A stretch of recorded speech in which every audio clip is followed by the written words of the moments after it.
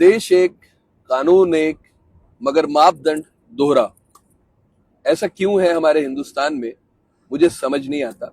मेरा एक पिछला वीडियो था सरफराज के ऊपर, जिसको फांसी दी जाती है, फांसी की सजा दी जाती है, सुनाई जाती है।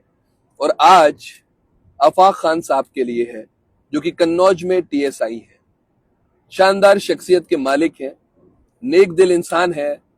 सिर्फ मुस्लिम ही नहीं, नॉन मुस्लिम भी उनके फॉलोअर हैं और बहुत अच्छे से उनको जानते हैं और मानते हैं।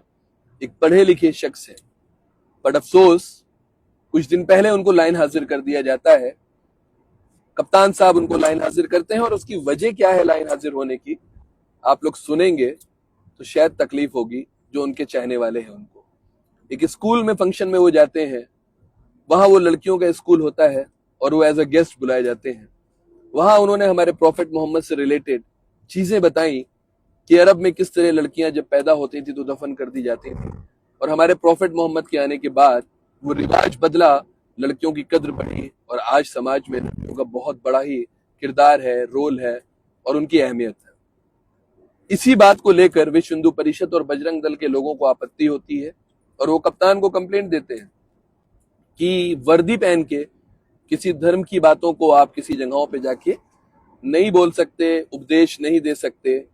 और इनके बजरंग दल के प्रेशर में आके, विश्व हिंदू परिषद के प्रेशर में आके उनके अगेंस्ट कार्रवाई कप्तान साहब करते हैं और उनको लाइन हाजिर कर देते हैं। मैंने आपसे शुरुआत में कहा, देश एक, कानून एक।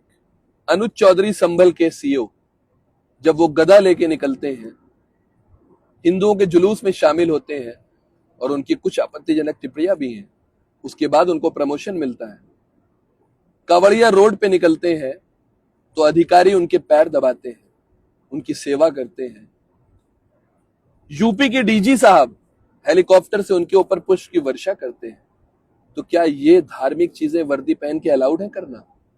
अगर किसी को अच्छा भाषण देना अलाउड नहीं है वर्दी में, तो इन लोगों के लिए ये चीजें माफ है क्या? अभी भक्तों को मेरी बातों की बहुत मिर्ची लगेगी और फिर से मेरी वॉल पे आएंगे वो और भद्दी भद्दी गालियों से मुझे नवाजेंगे।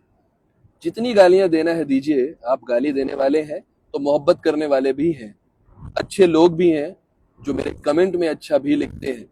सवाल मेरा लाजमी है और वाजिब है, और हर हिंदुस्तानी आपसे सवाल करेगा जो संविधान को मानता है, लोकतंत्र को मानता है। जवाब तो आपको देना पड़ेगा। आपके जुल्म से हमारी आवाजें दबने वाली नहीं है। ये मुल्क एक बेहतर मुल्क है और साथ मिल के ही चलेगा। बहुत शुक्रिया आप सभी का।